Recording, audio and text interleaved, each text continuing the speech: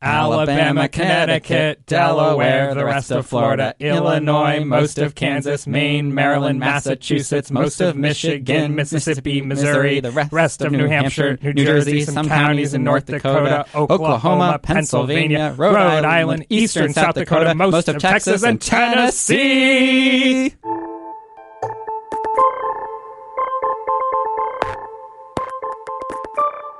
Hello and welcome to the 538 Politics Podcast. My name is Galen Druk, and if you're listening to this, if you're hearing this, it is Election Day.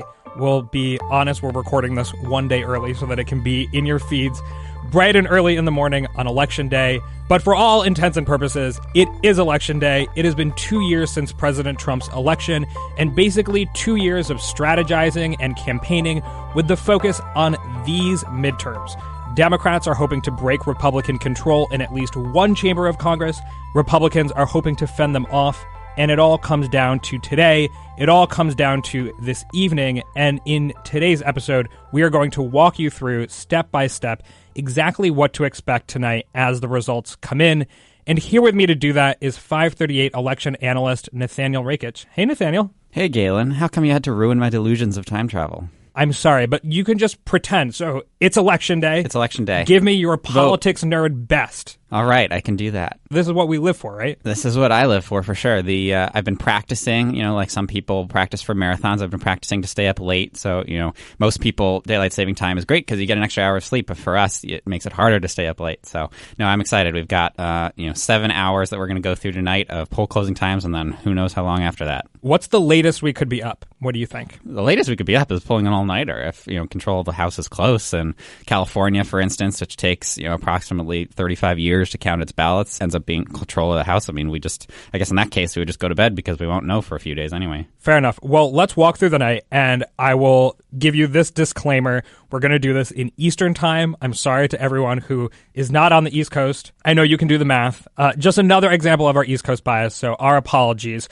So the first polls close at 6 p.m. Are we going to get any data before 6 p.m.? So we are going to get the early exit polls sometime in the afternoon, but we strongly recommend against using those. First of all, early exit polls only consider, obviously can't consider anybody who's voting after 4 o'clock, which, those people's votes count just as much. And plus, exit polls aren't a tool. They're supposed to tell you who won the election. They're supposed to explain the election results afterwards. So they're weighted to the eventual results to show you how certain groups like women, like non-white voters vote. But, some people try to calculate up the winners from the exit polls, and you just can't do that. All right, so we are not going to jump to any conclusions based on the exit poll data.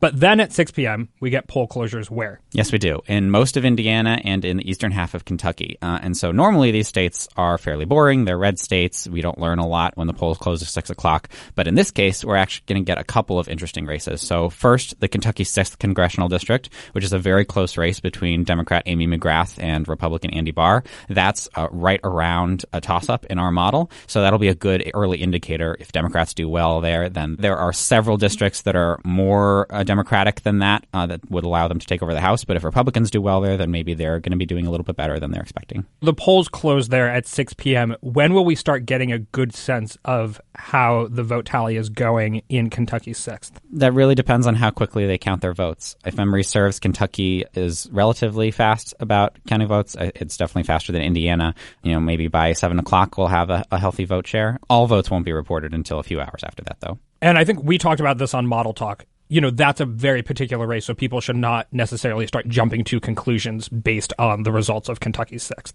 True. It's a place where the Democrat has raised a lot of money. It's a place that is pretty Trumpy. So, certain districts in California, for instance, the wealthy country club Republican districts wouldn't necessarily go the same way. But, that district is a pretty good part of a potential Democratic majority. So if Democrats win there, they're got to be feeling pretty good. And as far as Indiana goes, of course, there's a competitive Senate race going on there. Are we going to have any sense of how that's going by part of the state's poll closures? Yeah, you'll start seeing some of the early results from Joe Donnelly's race, and this is a race that Democrats have to hold in order to basically have any shot at winning the Senate. All right, moving on to 7 p.m., where are polls closing at 7? Yeah, so a lot of the action at 7 o'clock is going to be in Florida and Georgia, which, as you know, is home to two of the highest-profile gubernatorial races in Florida between Democrat Andrew Gillum and Republican Ron DeSantis, and then in Georgia between Democrat Stacey Abrams and Republican Brian Kemp. Both of those Republicans are known for their devotion to President Trump, and both of those Democrats would make history as the first black governors of their state.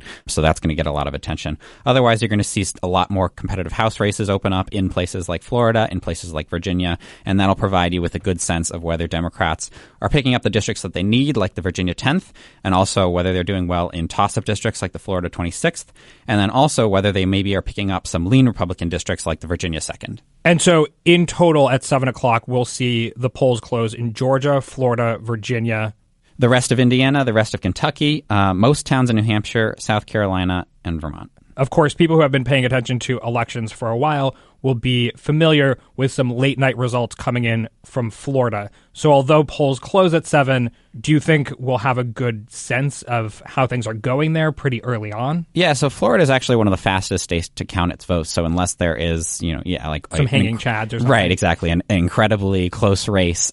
We should probably know the winner there within the hour. Okay. And what about Georgia? There haven't been a lot of competitive races in Georgia, so I'm actually not sure how quickly they count their votes. And I'll also note that, of course, we will have round 2 of the election in Georgia 6th. Remember how crazy the hype was around that one single special election last year? I do. It seems like it was about equivalent to this rate, this 507 races that we're having today. Okay.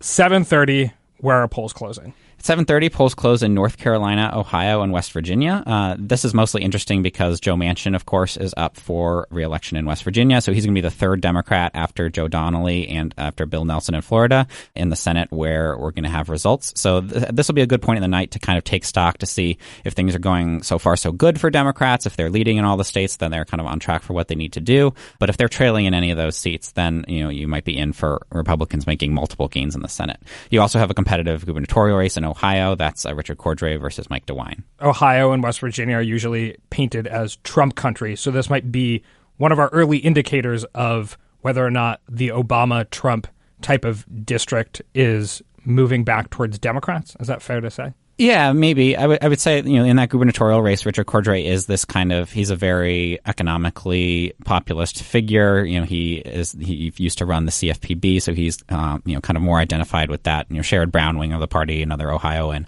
So I would say that if he's doing well, then, it could bode well for the Midwest going back to Democrats. We don't actually project at this point, I think, any House seats in Ohio flipping to Democrats. So the Ohio 12th, another special election kind of back from the dead, that's kind of the main one that we're watching. There are a few other districts, including the 1st and the 14th, that look like they would be kind of on the higher shelf for Democrats. If Democrats look like they are going to flip those districts, then you might be talking about a pretty substantial wave. Okay, 8 o'clock is a big hour for poll closures. Yeah, you're telling me. Nathaniel, should we try to recite them together? Maybe should we try to come up with a song for all the poll closures at 8 o'clock? I think we should, Galen, yes. Okay. Do you have the list in front of you? I do. And a 3, and a 2, and a 1. Alabama, Connecticut, Delaware, the rest of Florida, Illinois, most of Kansas, Maine, Maryland, Massachusetts, most of Michigan, Mississippi, Missouri, the rest of New Hampshire, New Jersey, some counties in North Dakota, Oklahoma, Pennsylvania, Rhode Island, eastern South Dakota, most of Texas, and Tennessee. Wow. We did it. We did it. I think that worked. It did. That is a lot of states. That is a lot of states and a lot of parts of states. What are we most interested in?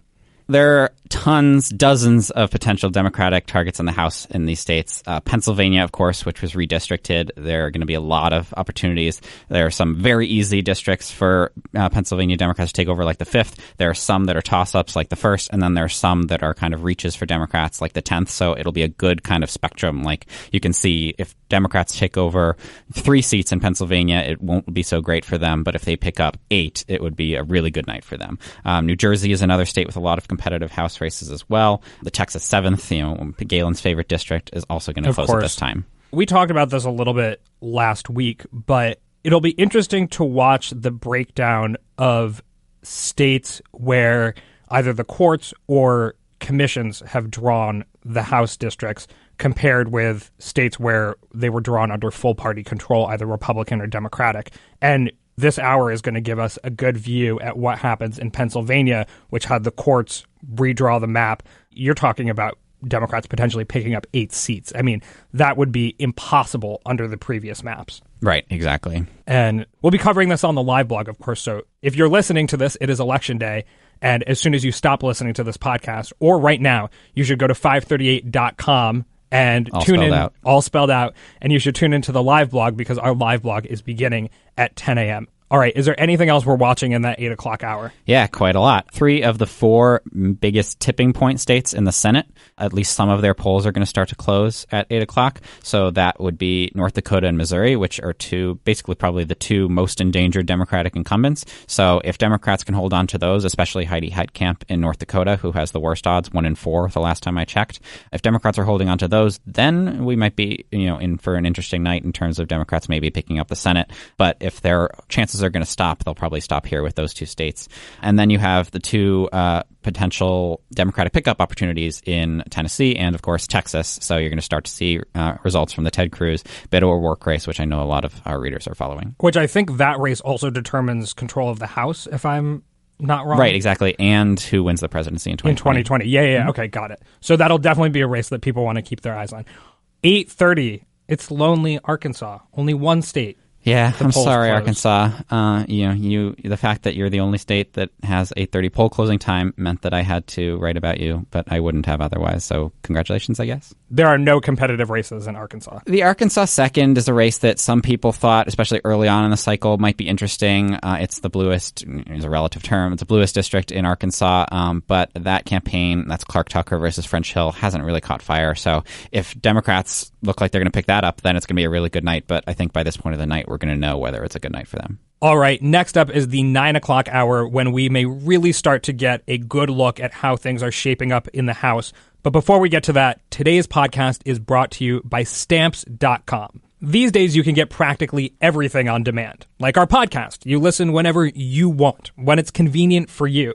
But did you know that you can even get postage on demand? All you need is Stamps.com. With Stamps.com, you can access all the services of the post office right from your desk. You can buy and print real U.S. postage for any letter or any package, all available 24 hours a day, 7 days a week. All you got to do is click, print, mail, and you're done. Stamps.com will even send you a digital scale so you can weigh out your letters and packages and print the exact amount of postage every time. And right now, we have a special offer for you. It is a 4-week trial, which includes postage and a digital scale. And to get that special offer, you want to use Elections, ELECTIONS.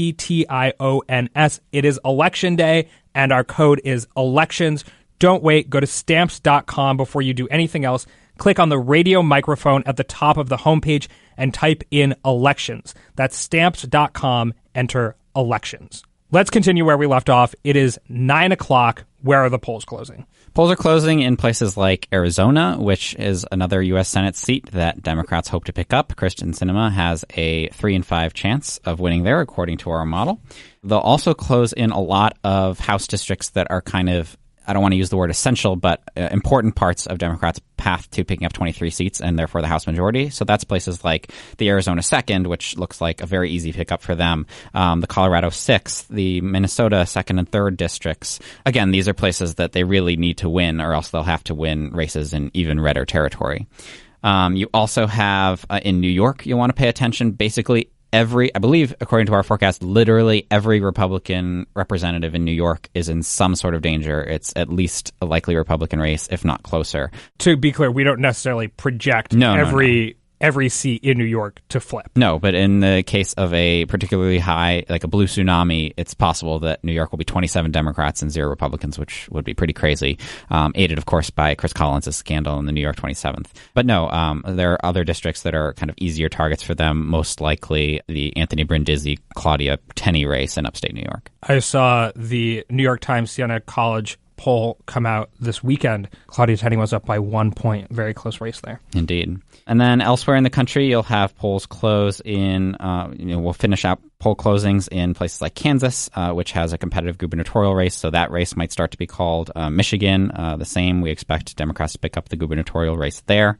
Nebraska, which has a competitive race in the 2nd district, and Wisconsin, where Scott Walker versus Tony Evers is a pretty big race there. And we narrowly are forecasting that Tony Evers will pick up that seat for Democrats, but that's going to be a long one, I think. It'll take a while to figure out who won that race. I think so, yeah.